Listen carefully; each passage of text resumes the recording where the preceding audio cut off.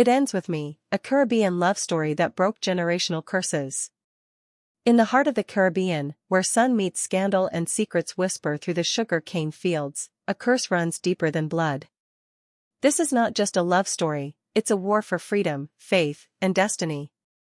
Welcome to the channel. This is the space where culture meets Christ, drama meets deliverance, and every scandal leads to spiritual freedom.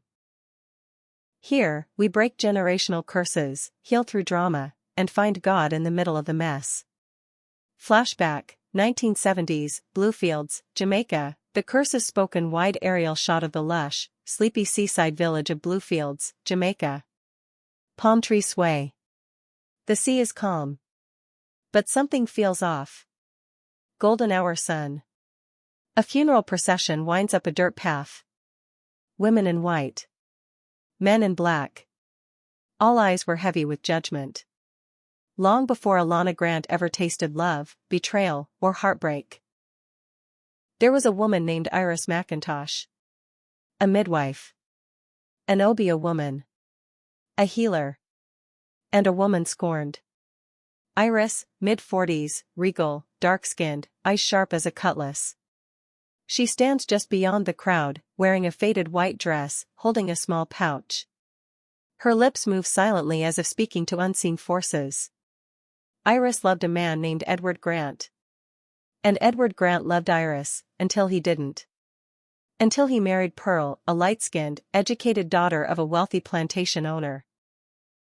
Overnight, Iris became a shadow, a stain on the Grant family's reputation inside a rickety wooden house. Young Iris weeps into her pillow while thunder rolls in the distance. On a table, herbs, roots, a red candle burning low. They took everything from her, her love, her dignity, even her land. The Grants built their house right where Iris once buried her stillborn child. And that? That was the final insult. Iris stands barefoot in the rain, her dress clinging to her skin. She raises the pouch to the sky and screams into the wind, Iris, shouting, if me not can find peace. None of you shall. Let every daughter born from your bloodline feel what I felt, abandoned, betrayed, unloved. I speak it to DC, to D-land, and the spirits. So shall it be. The wind howls louder. The candle extinguishes itself. The sea in the distance crashes violently against the rocks. They say the next morning, the sea spat up 5 dead fish at the Grant family's front steps. And that very year, Pearl miscarried twins. Montage, a timeline of tragedy, black and white photos slowly appearing one by one. A woman crying in a wedding dress. Another staring at a phone as tears streamed down her face. One jumped into a taxi alone after an argument.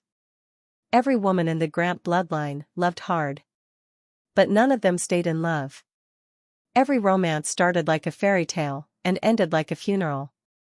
The camera pans over modern-day Kingston. Bustling traffic. Street vendors are calling out. Uptown cafes and gleaming office buildings contrast with zinc fences and children playing football in the street. The duality of beauty and struggle lives in every corner. Generations have passed. The world moved on, cell phones replaced love letters, and concrete buried cane fields. But one thing remained untouched by time, the curse. Glass-fronted law office. Inside, Alana Grant, 28, bold, brilliant, breathtaking. Is pacing in heels, voice firm on a phone call. Hair coiled in a power bun, nails sharp, lips crimson. Alana, on phone, tell them if they want to settle, they'll have to do better than that. I'm not here to play nice. I'm here to win. Alana Grant was what you'd call unstoppable. Valedictorian. Top lawyer. Landowner. A woman who carved out her empire in a city that still whispered curses in the shadows. But behind her poise was pain. Alana is alone in her high-rise apartment. She scrolls through old texts. Her face drops. Another man gone. The silence is louder than the city outside. Every time she let someone in, it ended the same. Sudden disappearances. Cold breakups. Accusations she couldn't explain. One fiancé left her the night before their wedding, claimed he had a vision from God. Another lover moved to Canada without saying goodbye. Close-up of a cracked photo frame of her parents, her mother in tears, her father nowhere in sight. Her mother told her it was just bad luck. Her grandmother said it was a spirit following them. But Alana didn't believe in curses. She believed in contracts, not covenants. In strategy, not spirits. Alana is on her balcony, sipping wine. The lights of Kingston twinkle below like tiny fireflies. She looks untouchable. But her eyes are heavy. She told herself she didn't need love. That success was enough. But late at night, under the hum of streetlights and memories, the truth sat with her like smoke she couldn't blow away. She was tired of being strong. Montage sequence, Alana walking through Coronation Market. A Rasta man watches her. A woman mutters under her breath as she passes, that girl carrying something. The camera lingers on a mysterious elderly woman selling herbs, who locks eyes with Alana and murmurs herbal woman, softly carrying dead weight, chilly, but it not yours. Alana shudders slightly, brushes it off, and keeps walking. The camera follows her steps like something unseen is following, too. Fate had waited long enough. And fate was about to send a mechanic with oil-stained hands, a Bible in his glove compartment, and a secret of his own, straight into Alana's cursed world. Early morning in Kingston. The sun peeks through dusty blinds. Alana walks briskly through her apartment parking lot, heels clicking, phone in hand, coffee in the other. She stops cold, her car won't start. Again.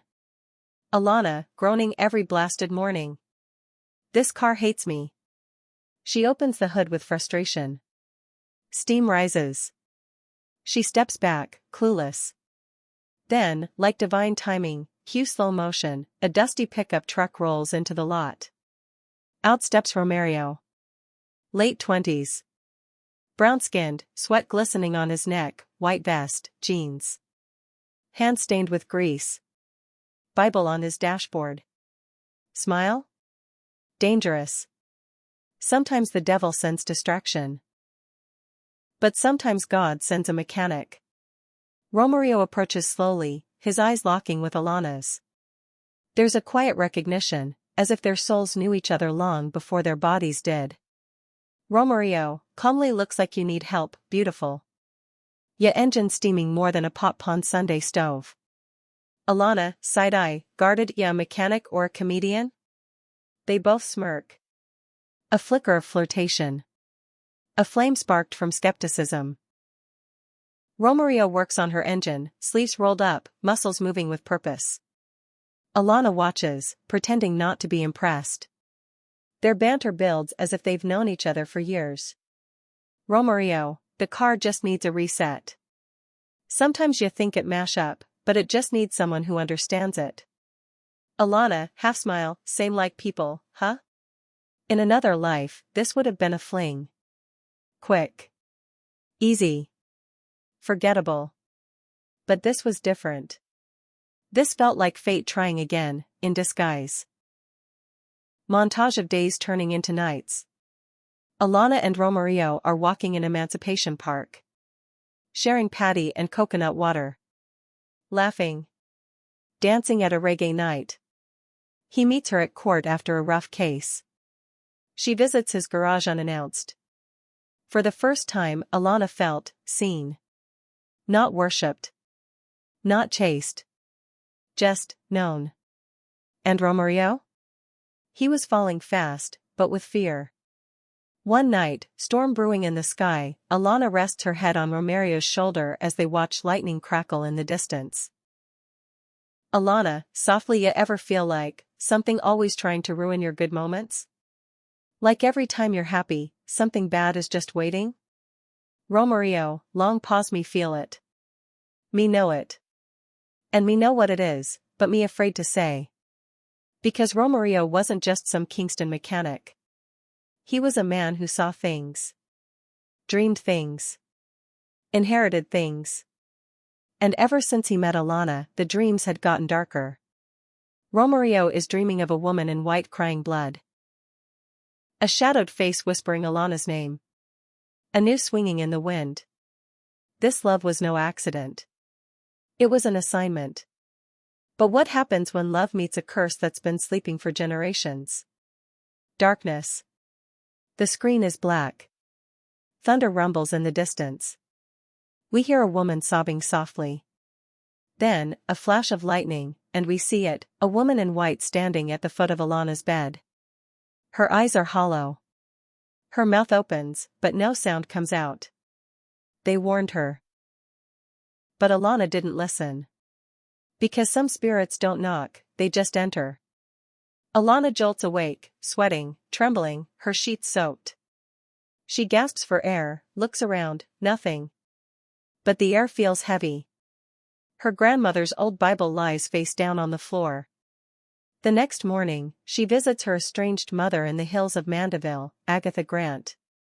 Once a beauty queen, now withdrawn, spiritual, and half-feared in her village. Chickens roam the yard. Herbs hang from the ceiling like warning signs. Agatha, barely making eye contact, so, you finally come. Alana, Mama, I need answers. I saw something. And every time me get close to love, it vanishes. Me tired. Me breaking. Agatha, looking up slowly, is not your curse, baby. Is your inheritance. Agatha, as a teen, was warned by her mother to never speak Iris's name. To never marry a man she dreams of. To keep a Bible in every room. Agatha. Your great-grandmother Iris, she hexed the whole line. She calls on spirits who don't rest. Every daughter born after her, doomed to love what will leave them.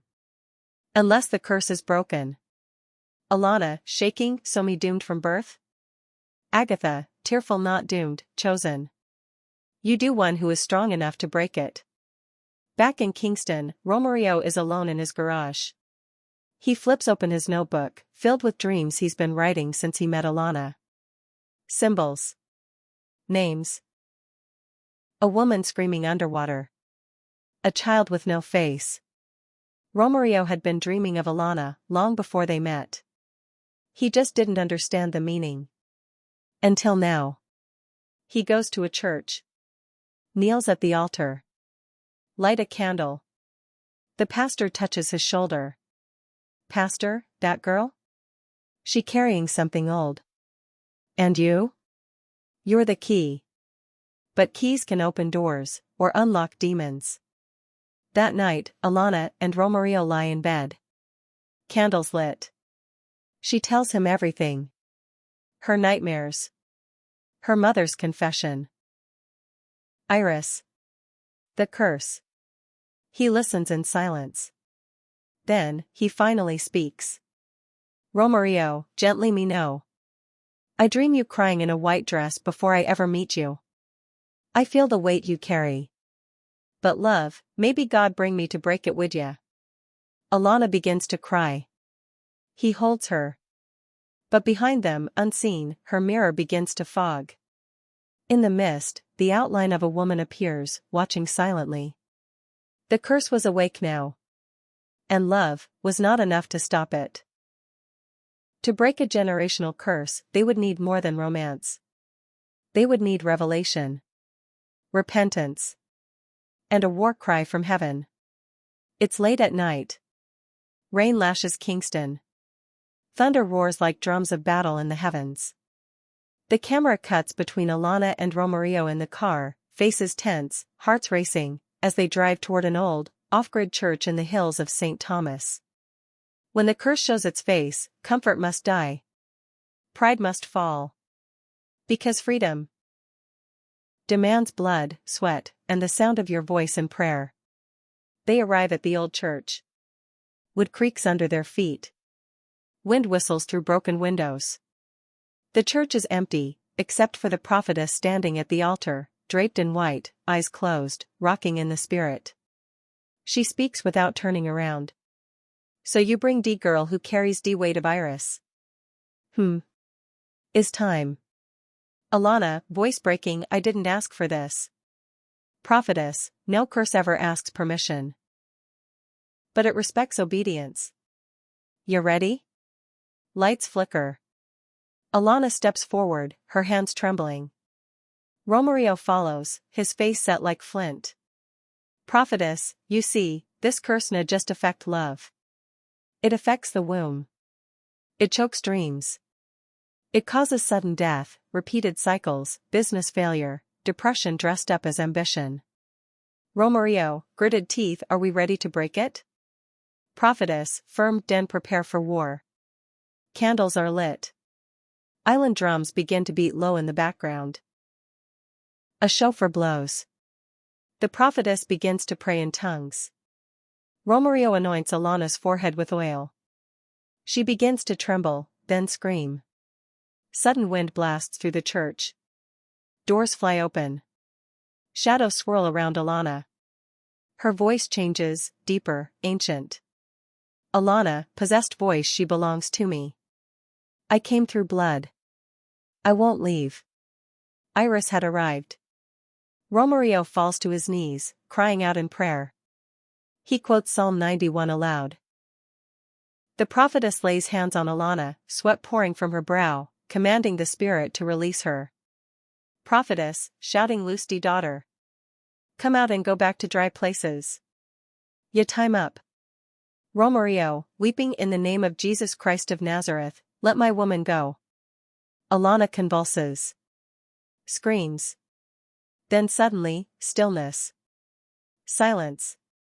A single candle flickers out. Then, she gasps. Falls into Romario's arms. The rain stops. The first sunlight in days peeks through the stained glass.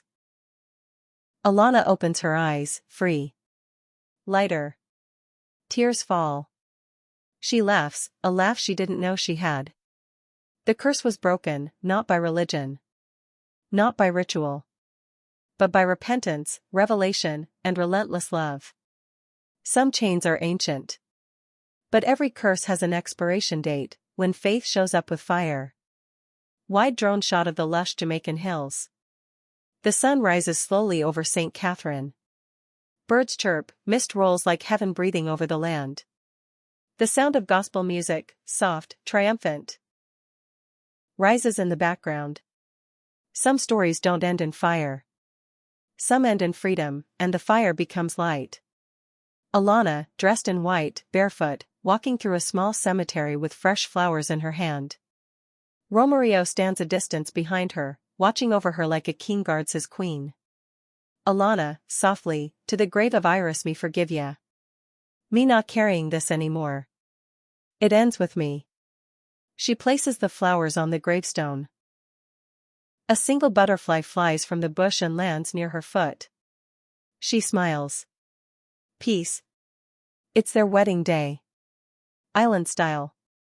Outdoors beneath mango trees strung with fairy lights. Friends and family, both spiritual and secular, gather. Everyone's dressed in bold colors, the air rich with jerk chicken, rosewater, and redemption. The curse was broken, but the covenant was just beginning.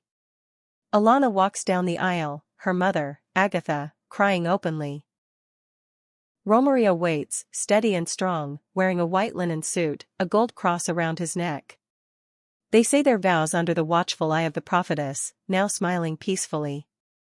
Romario, thou I saw the darkness. And I chose you anyway. You are my assignment. You are my answer. Alana, thou I was born in chains. But you helped me find the key. I choose covenant over curse. Always. They kiss. The crowd erupts. Tambourines, patois cheers, and island drums. Confetti rains like heaven's confetti. Montage, months later. Alana and Romario host relationship healing seminars in the inner city. Young women crying in Alana's arms. Romario laying hands on teenage boys caught on the street cycle.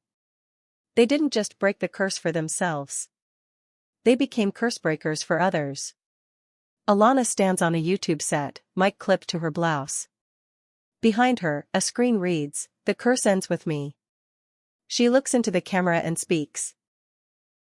Alana, confident, glowing. I'm living proof that spiritual cycles can end. That's what broke your mother, doesn't have to break you. You can be the interruption. The deliverance. The new beginning. Generational curses are real. But so is the cross. So is the blood. And so is the power of a made-up mind, guided by God. If you're watching this, maybe you're the one chosen to break it. No matter where you're from, Kingston, Montego Bay, Spanish Town, or beyond, generational curses are real. But they are not final.